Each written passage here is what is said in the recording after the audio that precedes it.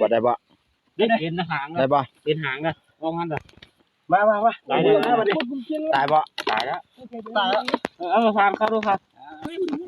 ควันอันคิดลิ้นออกก็ไม่ทาน ผมพยายามเอาตัวตุ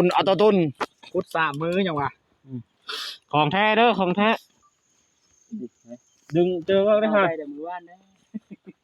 ตายคาหูเลย ลุ้น มันง่ายเนาะ ลุ้นกันยาวๆคะแนนตดออกได้ ดึงบ่หายใจบ่ออกได้อยู่เลยดึงได้โอ้อันตรายบ่ห่วงบ่ออกเองเลย นี่ก็เลย บ่ได้บ่มึงดูอ๋อ จนโคอย่างวะ มึงดูตรง ตัวเดียวนี่แหละเขาชนไม่ชน มึงดูเกี่ยวกับเขาชนมาบูได้ก่ะ โอ้โหมันจับเบิ่ง ตายได้แล้ว ตีบ่ได้บักโตเลยบ่ยัง จับเบิ่งไร เนื้อมึงดูตัวใหญ่เท่าไหร่ ตัวเดียวแหละ